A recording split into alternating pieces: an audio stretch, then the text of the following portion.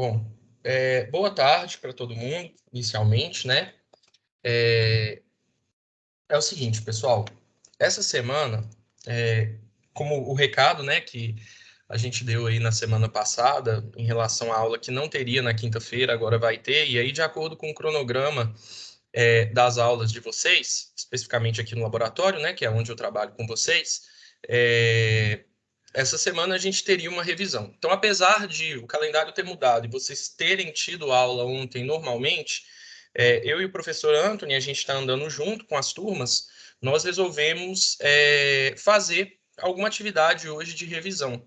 E aí a gente achou que fosse interessante que a gente pegasse aquela atividade de recuperação de nota que a gente passou para vocês e resolvesse com vocês para a gente lembrar alguns conceitos, lembrar algumas coisas aí que vocês viram aí.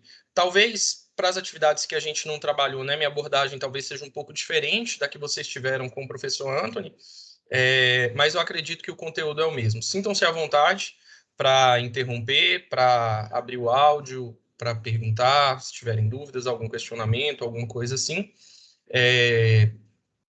Então, vamos lá. Bom, a atividade que vocês tinham para fazer era essa atividade aqui, né? Tinha algumas atividades aí referentes a algumas aulas. Então, uma atividade referente às aulas 4, 5 e 6, uma outra referente às aulas 8 e 9, 10, 11 e 12, 13, 15 e 16. E eu acho que aqui, né, 17 e 18 foi onde eu entrei para começar a ministrar as aulas de vocês. Então, como eu falei, né, a abordagem aqui pode ser um pouco diferente, mas a gente vai falar do mesmo assunto, a mesma coisa. Então, inicialmente, pessoal, nós temos aqui a primeira atividade, referente às aulas 4, 5 e 6, falando aí a respeito de filtros, tá? Então, ele pede para classificar e esboçar um circuito genérico referente a cada um dos filtros que a gente tem aqui. Então, a gente tem nos gráficos a resposta em frequência desses filtros, tá? Então, todos aqui estão no domínio da frequência, então tratam-se aqui de respostas em frequência, né? Dentro de telecomunicações, isso aqui é muito importante. Em algumas análises que a gente fez aí juntos, que vocês fizeram com o professor Anthony, nós temos que fazer essas análises no domínio da frequência. Essa ferramenta de trabalhar no domínio da frequência ela é muito importante para praticamente todas as aplicações de telecomunicações. Tem que ser levado em conta, a gente tem que fazer a análise levando em consideração a questão do domínio da frequência das coisas. Então, por isso aí a gente tem essa importância, essa relevância. Basicamente, pessoal, se a gente tivesse que falar o que é um filtro é um dispositivo, um circuito, né, que ele vai deixar passar, ele vai propagar algumas frequências dos sinais que entram nele para a saída e remover outras, filtrar outras, cortar outras, tá?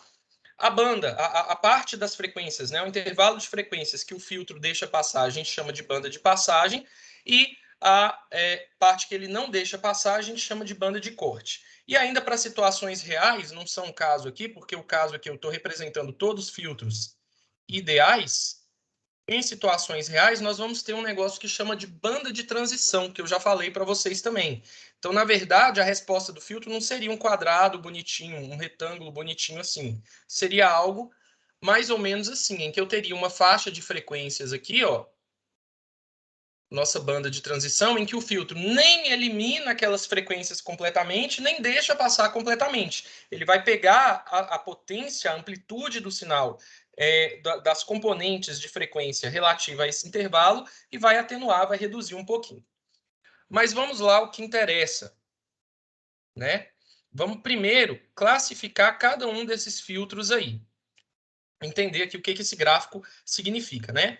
Ó, se eu for olhar para essa resposta em frequência do filtro, de qualquer um deles, tá? Nós sempre vamos ter uma região em que essa resposta em frequência ela vale um valor constante e uma região em que ela vale zero. Bom, aqui, pessoal, acho que eu já até comentei com vocês em alguma aula, lá quando a gente falou de demodulação FM, né? O que acontece? Quando a gente insere um sinal com uma determinada um determinado espectro de frequências num filtro, né? O que acontece é que esse espectro ele fica multiplicado pela resposta do filtro. Então, vejam bem, se eu pegar esse gráfico aqui, né, essa resposta, e multiplicar por um sinal, um espectro qualquer, né, uma função de espectro qualquer do sinal, o que acontece? As frequências que estiverem nessa faixa onde a resposta vale zero, na hora que eu multiplicar, né, multiplicar as frequências aqui por zero, eu vou zerar, eu vou anular elas, eu vou cortar. Então, o que acontece? O que a gente pode escrever aqui, né? A gente pode escrever o seguinte, que essa parte aqui, onde a resposta em frequência vale zero, vai ser a banda de corte, a faixa de corte. E essa parte onde a resposta em frequência é constante seria a nossa banda de passagem. Então, qual é o filtro que tem características, né? Que tem essa característica aqui, de ter uma banda de passagem para frequências de 0 até uma determinada frequência de corte, vai depender do projeto do filtro, né? Como é que a gente chama esse tipo de filtro? É um filtro Passa baixo. passa baixas, né? Ele passa as frequências mais baixas do que uma de corte até uma frequência de corte, é um filtro passa baixas. Os circuitos daqui a pouco a gente fala, tá? Vamos classificar primeiro. Na letra B, a característica aqui é o seguinte: nossa banda de passagem a partir da frequência de corte, a partir de uma determinada frequência, ele passa as frequências, antes dela, ele corta. É a banda de corte ou a banda de rejeição. Esse filtro aqui, como é que a gente chama ele? É um filtro? Passa altas. É um filtro passa altas. Ele passa as frequências mais altas do que a frequência de corte, por isso o nome. Aqui, nós temos um filtro que tem uma banda de passagem que está entre duas frequências, uma frequência de corte inferior e uma superior. Qualquer frequência fora dessa faixa cai na nossa banda de corte ou na nossa banda de rejeição, tá? E são eliminadas. Esse filtro recebe o nome de filtro Passa faixa. passa faixas, né? Ele passa uma faixa, ele passa frequências que estão numa faixa, né, de uma até outra. E esse quarto e último filtro, né, ele tem uma banda de rejeição entre duas frequências, né, que são as frequências de corte inferior e superior, e ele deixa passar a banda de passagem dele, né, é antes da inferior e depois da superior. Esse filtro é um filtro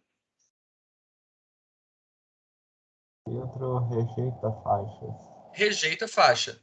Justamente, né? Então ele pega uma faixa de frequência aqui e rejeita as frequências que estejam nessa faixa, deixa passar todos os demais. Então essas são as características dos filtros que a gente tem mais comuns, que a gente utiliza mais. Vamos falar agora dos circuitos. Falando sobre os circuitos, a gente tem diversas formas da gente implementar esses circuitos, tá? Então, posso implementar, por exemplo, filtros passa-baixa e passa-altas, que são filtros de primeira ordem, que a gente chama, só tem um dispositivo reativo, né? Falando de filtros passivos. Com resistor e capacitor, ou com resistor e indutor, tá? Normalmente, é comum que a gente dê preferência a usar capacitor, porque o indutor a gente tem que construir, tem todo um problema aí associado à utilização de indutor. Então, ó, para um filtro.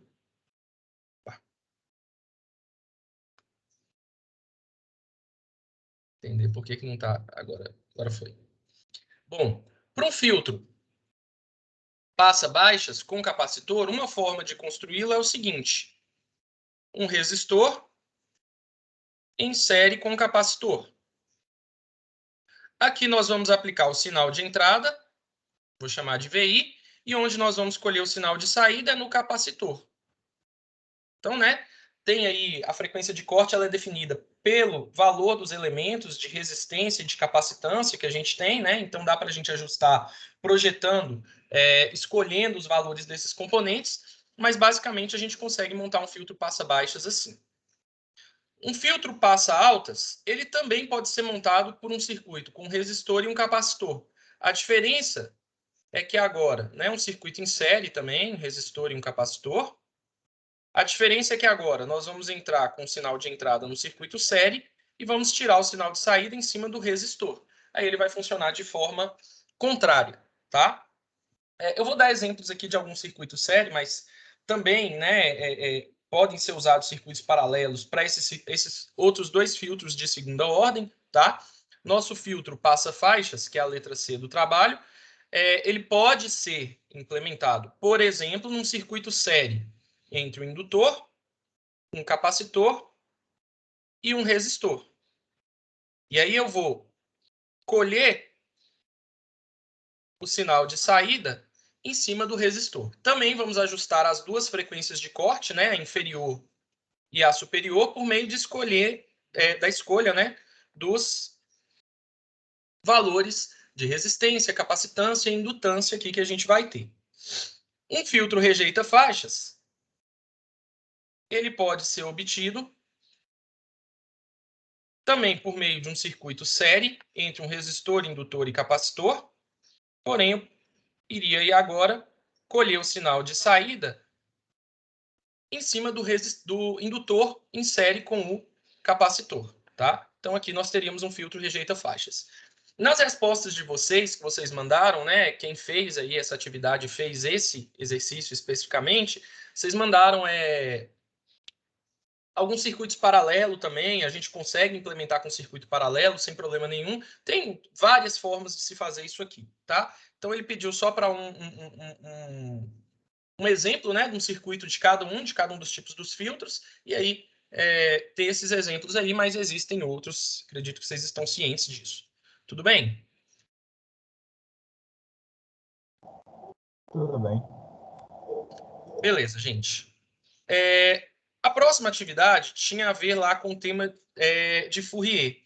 Mais uma vez aqui, né, a gente falando de representação de sinais no domínio da frequência, né, os estudos de Fourier relacionados a telecomunicações, tem vários estudos, na verdade, mas são estudos mais básicos e que servem aí para, como eu falei, praticamente todas as aplicações, se não todas, de telecomunicações, né, que é a representação de sinais no domínio da frequência.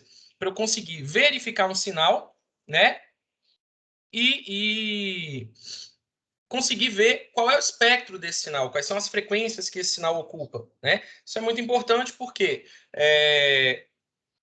nós temos técnicas que são associadas à multiplexação por diferentes frequências, técnicas de múltiplo acesso, comportamento do sinal em frequências diferentes, muda também, né? O sinal vai sofrer mais atenuação com mais frequência na onda eletromagnética. Então, tem uma série de coisas que a gente pode falar aqui para justificar esse estudo, para mostrar que é muito importante que a gente faça essa análise de Fourier. Aqui, especificamente, ele está falando de uma onda quadrada periódica que ele assume aqui, de 10 kHz e 4 volts de pico a pico, com nível médio nulo, tá? Ou seja, né, se a gente fosse fazer um desenho dessa onda aqui que a gente teria,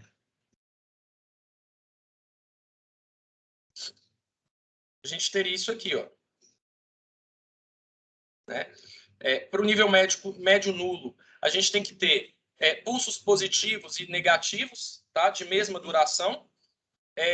Aqui nós teríamos o período da nossa onda quadrada, lembrando que o período é o inverso da frequência, então seria 1 sobre esses 10 kHz que a gente teria, tá? E 4 volts de pico a pico, 2 volts no pulso positivo, 2 volts no pulso negativo, tá? Bom, vocês fizeram lá com o professor Anthony uma experiência que ia mostrando, né, as componentes de frequência que iriam sendo somadas, né, os harmônicos, né, que iriam sendo somadas para poder constituir esse sinal aqui.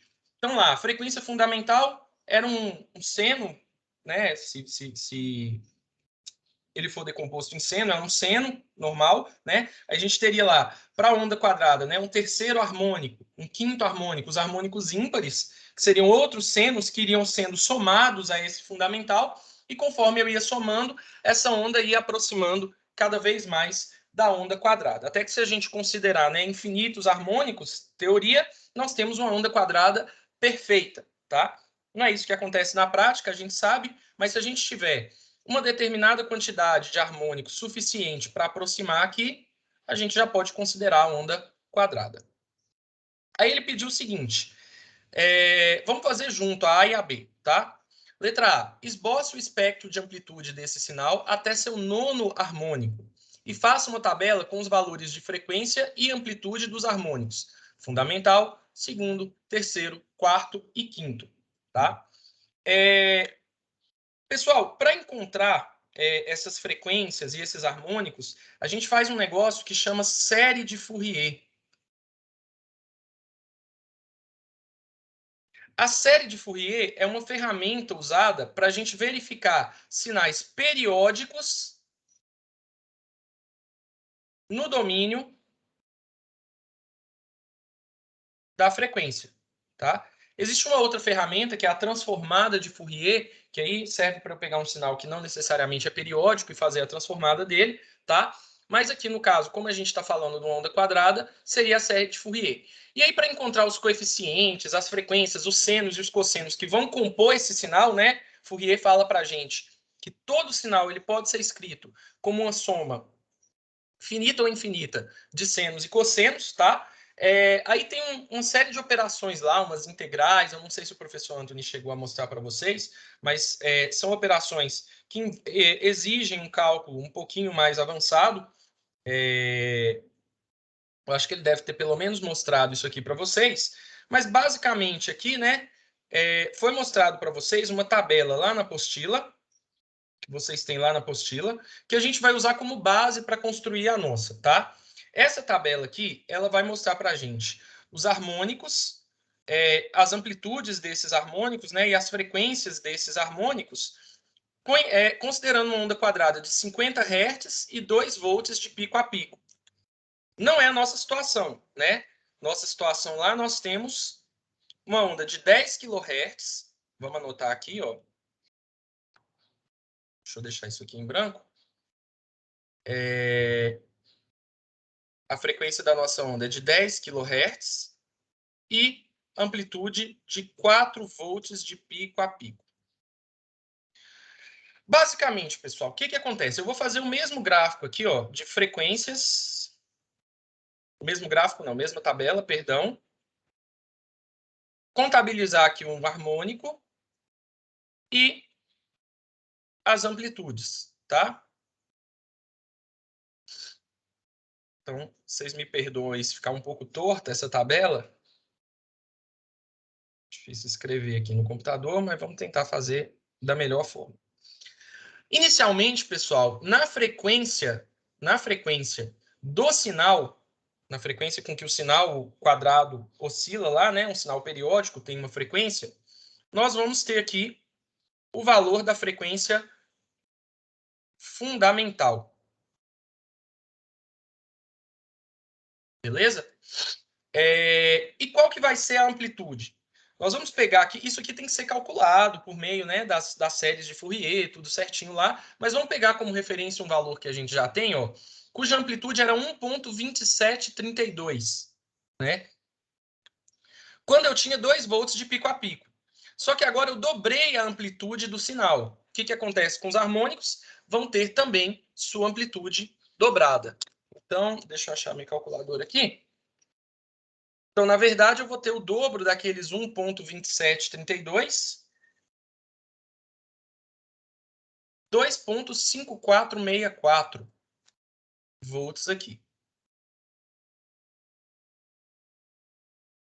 Bom, depois, pessoal, para uma onda quadrada, nós vamos ter o segundo harmônico, terceiro e assim por diante. O que quando a gente faz a série de Fourier para ondas quadradas periódicas, a gente descobre que os harmônicos pares eles são nulos. Então, o segundo harmônico estaria no dobro da frequência, 20 kHz, né? Só que a amplitude dele é zero, é nula. Então, na verdade, a gente não tem uma componente desse sinal lá em 20 kHz. Quando a gente for para o terceiro harmônico, nós vamos ter o triplo da frequência fundamental, 30 kHz, tá? E a amplitude?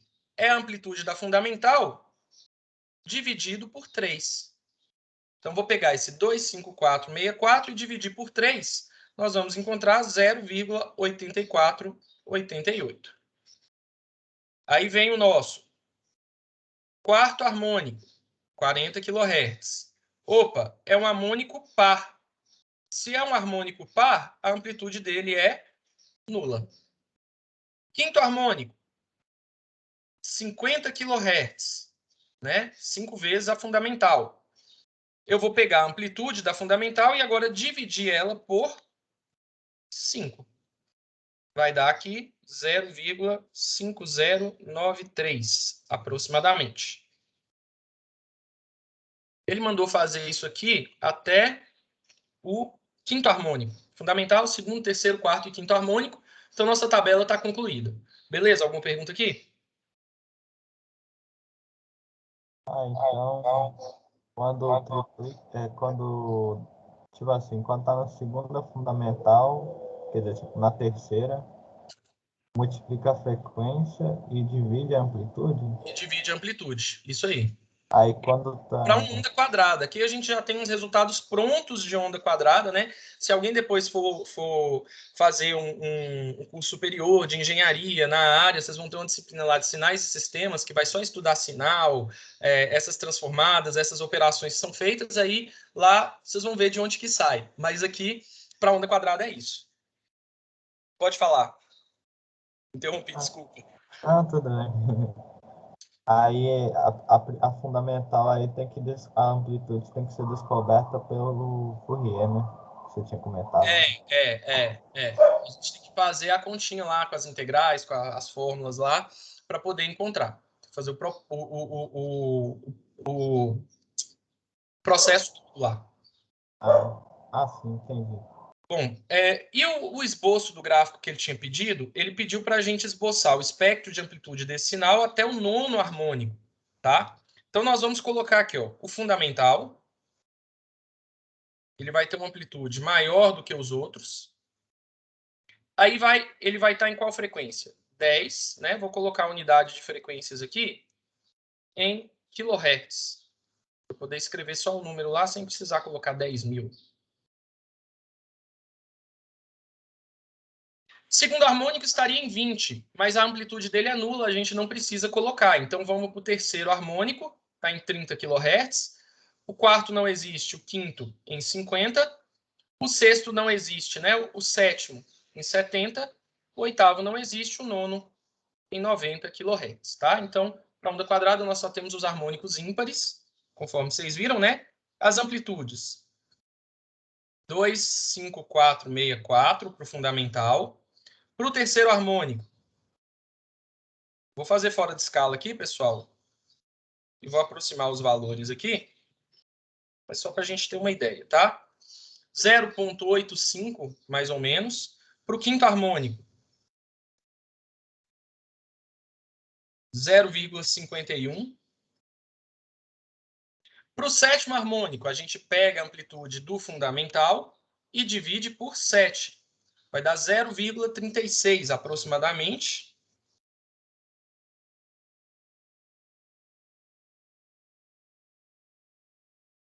E para o nono harmônico, a gente vai dividir por 9. Vai dar 0,28.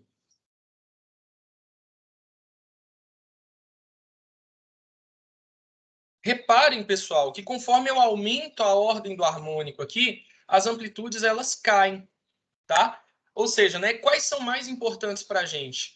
Os primeiros harmônicos, né, próximos aqui do fundamental. Então, por mais que aqui eu tenha infinitos harmônicos, infinitos senos sendo somados para compor a onda quadrada, a partir de um momento, como eu tenho amplitudes muito pequenas, se eu desconsiderar, eu vou ter muito próximo da onda quadrada mesmo, e aí, para efeito de cálculo, a gente considera que a onda é quadrada. Tudo bem? Acredito que vocês viram isso também. Beleza? Ok. Bom, então fizemos tudo aqui. Tá, próximo. Depois, vocês viram, vocês estudaram modulações em amplitude, né? Modulação AM. Sabe-se que a escala do eixo das ordenadas está em volts. Então, cada marca da escala possui 1 volt. E o das abscissas está em segundos. Cada marca da escala possui 100 milissegundos. E ainda que essa forma de onda foi obtida por uma modulação AM-DSB-TC, com modulante senoidal, né? Também conhecida de também chamada só de AM-DSB, tá, gente? Com modulante senoidal. Responda. Lembre-se que a justificativa é o mais importante. Letra A. Estime a frequência da onda modulante, do sinal modulante. Pessoal, para modulação AM, qualquer modulação AM, a informação ela está sempre na amplitude. Então, a amplitude da portadora varia de acordo com o sinal modulante, com o sinal que vai corresponder à informação com o sinal de mensagem. Especificamente para MDSB, o que a gente vai ter, né? A gente vai ter que a envoltória ou contorno do sinal modulante, do sinal modulado, perdão, que é o que a gente está vendo aqui, é a própria forma de onda do sinal modulante. Então, se a gente vier aqui, tirar esse contorno aqui, ó,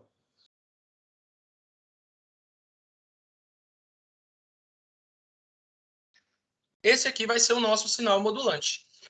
E aí, basicamente, pessoal, se eu quero a frequência dessa onda modulante, eu quero a frequência de oscilação desse contorno aqui, dessa envoltória. Então, o que a gente vai fazer, né? Vai medir aqui mais ou menos o período, vai inverter e vai encontrar a frequência. Então, o período está dando mais ou menos aqui, ó.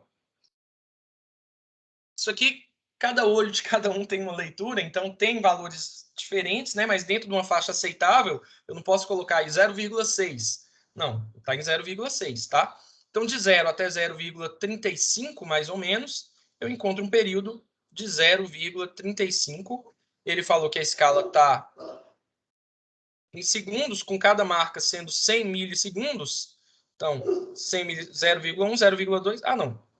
Tá certo aqui, né? Então, 0,35 segundos. 350 milissegundos, né? E ainda que essa... Não, é isso. E aí ele quer a frequência da onda modulante.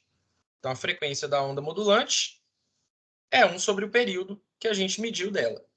Então, se a gente faz 1 dividido por 0,35, nós vamos encontrar aproximadamente 2,86 Hz. Como eu falei, né, cada um tem a consideração, acho que nos exercícios que eu corrigi, teve gente que colocou 0,33 nessa faixa aí, mas está dentro do aceitável, é isso mesmo. A justificativa, né, que ele pede aqui é justamente essa questão da envoltória, né? A gente mede o período da envoltória, porque a envoltória tem a mesma forma de onda da modulante. Aí ele pergunta, quantas vezes a frequência da portadora é maior do que a da modulante, né? Como é que a gente pode fazer isso aqui? Justifique sua resposta, né? Como é que a gente pode fazer isso aqui? Posso fazer o cálculo, vim aqui calcular o período da portadora, que eu vou chamar de TC. Aí eu meço aqui, ó, um período mais ou menos, tá dando aproximadamente 0,05 segundos, né? Que daria uma frequência de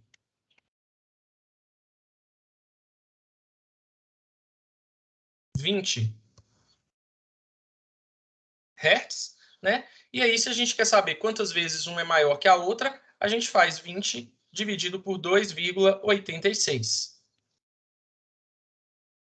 Que vai dar aí aproximadamente 7 vezes, tá? Ou eu posso vir aqui e medir quantos períodos da onda portadora cabem dentro de um período da onda modulante. Então, nós vamos encontrar 1, 2, 3, 4, 5, 6, 7, 8, 9 aqui mais ou menos. Acho que eu fiz alguma coisa errada. Período aqui, 0,505 milissegundos, que dá 20. Deve ser alguma medição aqui, pessoal. Está dando aproximadamente 7. Quando eu meço aqui, tenho mais ou menos 1, 2, 3, 4, 5, 6, 7, 9. 9 é alguma coisa, 10 é alguma coisa. Eu acredito que essa diferença aqui seja justamente por causa dessas aproximações. Nós estamos trabalhando com valores pequenos de frequência aqui, e aí qualquer variaçãozinha aqui, como é muito maior que a outra, qualquer variação na leitura que a gente tenha pode causar uma certa diferença. Se a gente vê aqui, ó, ele não começa exatamente no 0, no nível médio aqui, como eu medi aqui. Mas basicamente isso. Teve gente que achou aí em torno de 10, eu considerei também, tá? Mediu aqui um pouquinho a mais. Tem essas diferenças que a gente encontra na leitura de cada um. Depois, na letra C, ele pede para a gente aproximar o valor do índice de modulação desse sinal. Eu não sei se vocês chegaram a estudar a fórmula para poder, né, a expressão do sinal AM DSB, que aí na expressão lá aparece o índice bonitinho, né, multiplicado por outros fatores. Mas quando a gente olha de forma gráfica, para a gente determinar o índice de modulação para esse tipo de modulação AM, nós vamos medir o quê? A amplitude máxima do sinal e a amplitude mínima do sinal, né? A amplitude máxima dele está mais ou menos aqui. A amplitude mínima está mais ou menos aqui, né? Aqui é 1, escrevi em cima, mas aqui está 1. Então, nós vamos medir aí mais ou menos, como amplitude máxima, acho que vocês chamaram de H lá, de H maiúsculo, né? Como amplitude máxima, mais ou menos 1,6 volts. E como a mínima, eu tenho ali mais ou menos 0,6 volts também. E aí o índice de modulação M, ele é dado como a amplitude máxima menos a mínima, dividido pela máxima mais a mínima. E aí nós temos, né, 1,6 menos 0,6, dividido pela soma. Fazendo essa conta aqui,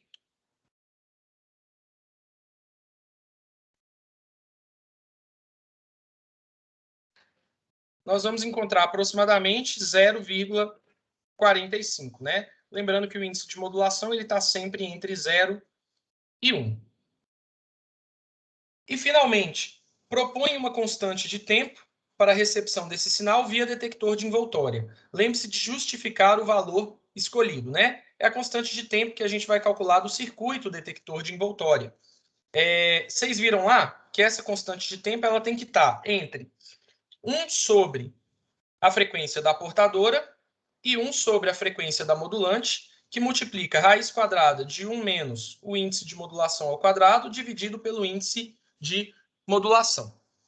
Então, se a gente for usar os valores que encontramos, 1 sobre 20,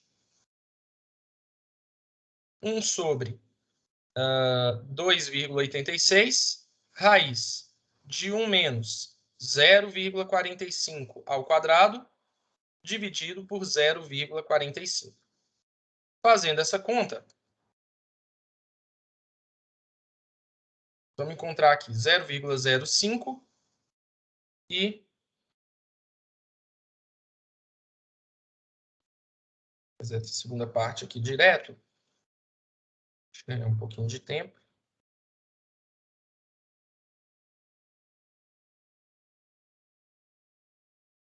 0,7, mais ou menos, né? E aí a gente pode escolher uma constante de tempo, por exemplo, que esteja na média desses dois valores.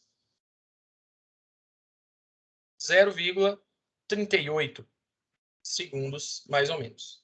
Beleza, gente? Alguma dúvida aqui? Não. Ok.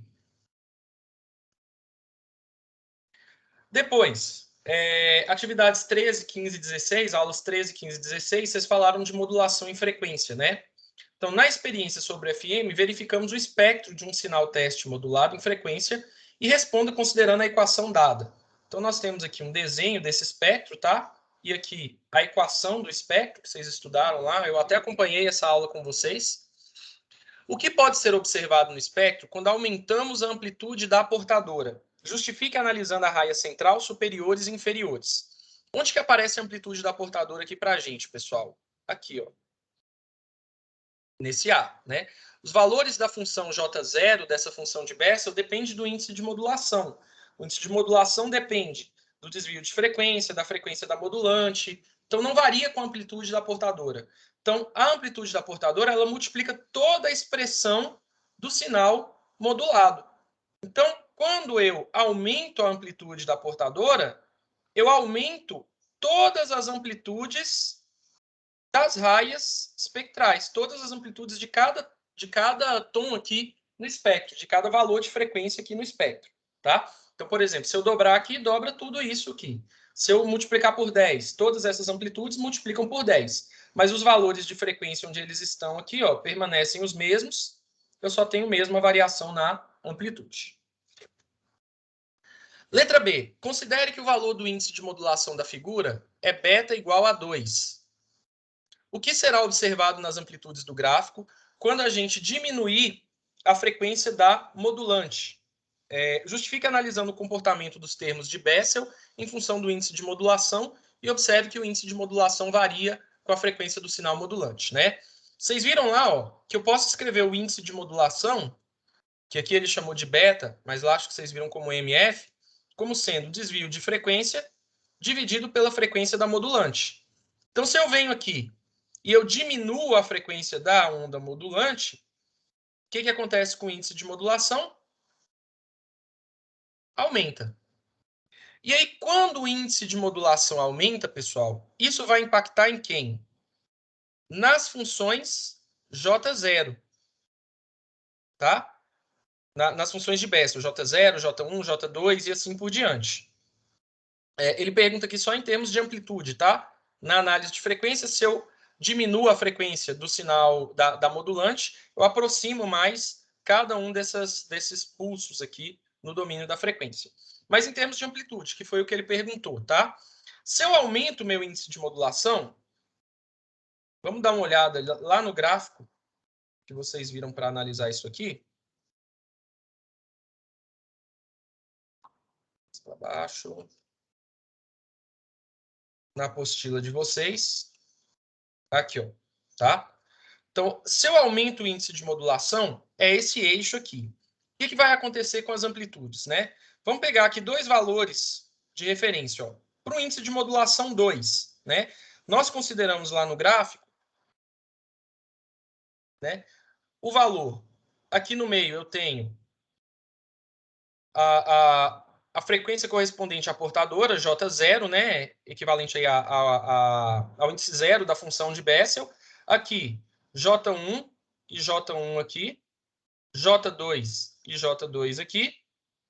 J3 e J3 aqui. Eu considerei até a terceira ordem da função de Bessel. Então, eu considerei aqui, ó, o valor de J0 seria esse aqui, de J1 esse aqui, de J2 esse aqui, de J3 esse aqui. Os outros, ó, J4, J5, J6, eu considerei que eles são mais baixinhos.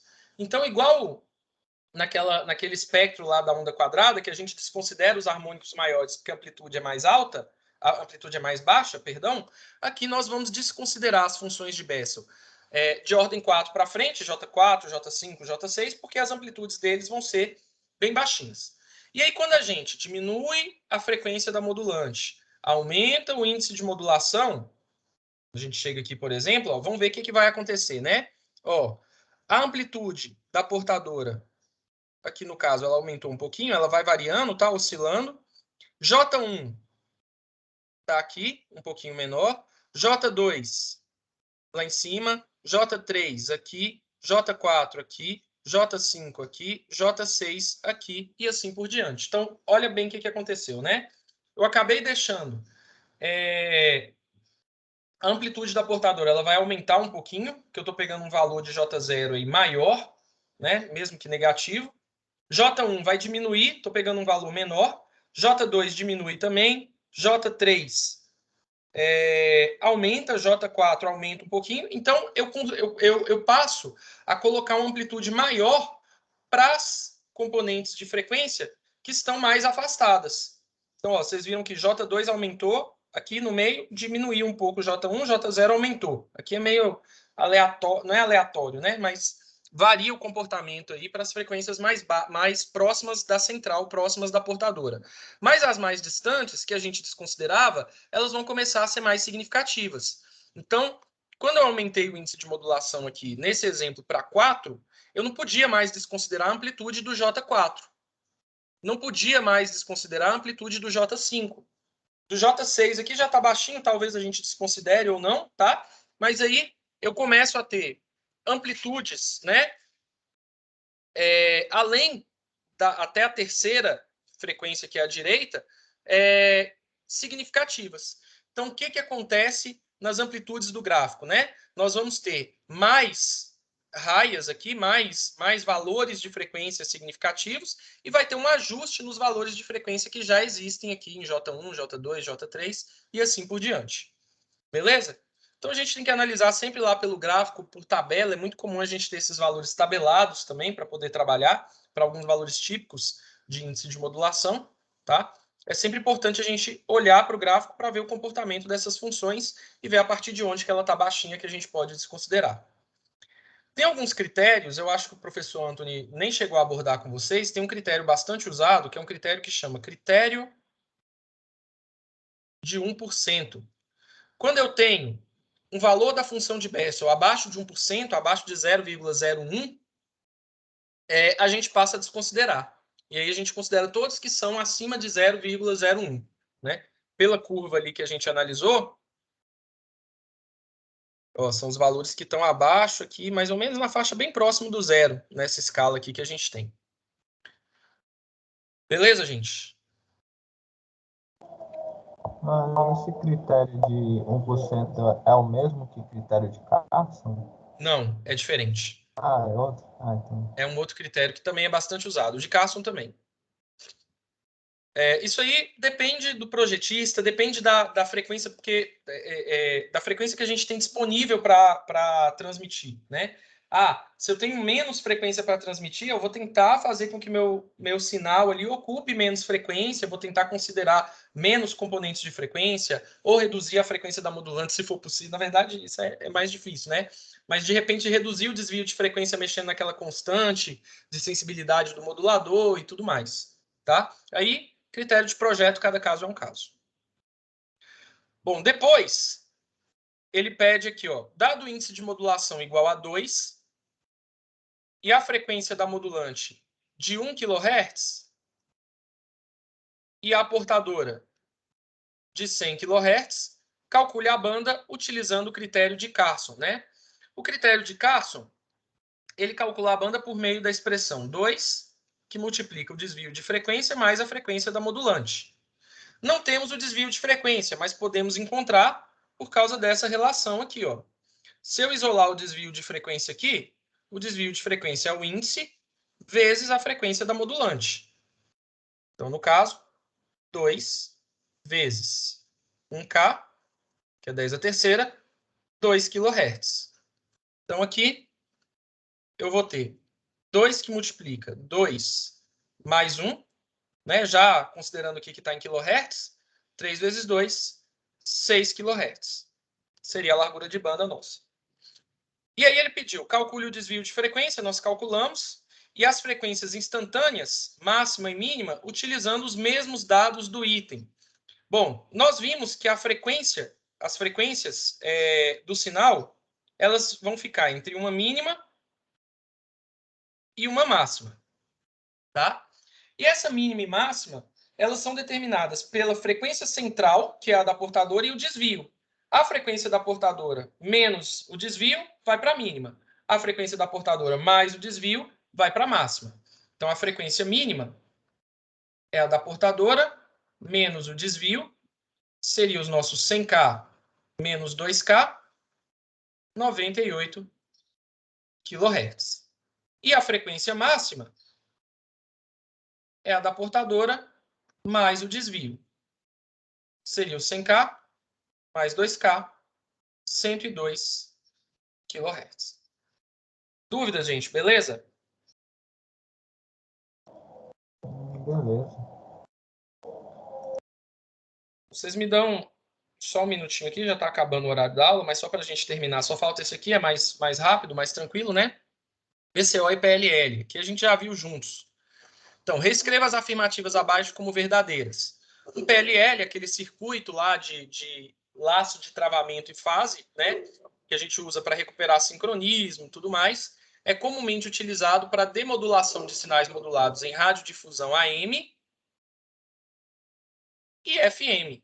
Nós vimos que o PLL ele é um receptor, ele pode funcionar como um receptor de FM. VCOs que utilizam um oscilador de relaxamento possuem, nós vimos lá, né, dois tipos de VCO, e o oscilador de relaxamento possui saída de sinal senoidal. Não, a saída é do tipo dente de serra. O diodo varicap varia sua indutância de acordo com a tensão de entrada. Não, o diodo varicap ele funciona como um capacitor e ele varia a sua capacitância de acordo com a tensão de entrada. E o detector de fase do tipo I de um PLL possui faixa de captura larga, faixa de captura, né, estreita. Aquela faixa lá em que a gente consegue sintonizar o sincronismo lá obtido pelo PLL. Alguma pergunta, gente? Alguma dúvida aqui? Professor, o oscilador de relaxamento é somente do tipo de dente de serra ou... Pode também ser usado para onda quadrada, alguns outros tipos de onda, Ah, sim. mas não é o senoidal. Ah, ok, porque o senoidal é harmônico, né? Isso. Beleza, gente? Beleza.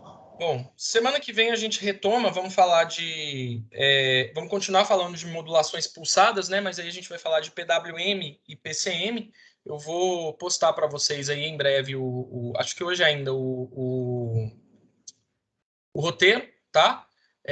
A aula de hoje, como é revisão, não vai ter questionário para vocês em relação à aula hoje, a aula 21. Então, se ninguém tiver mais nenhuma dúvida, eu vou parar a gravação. Se ninguém tiver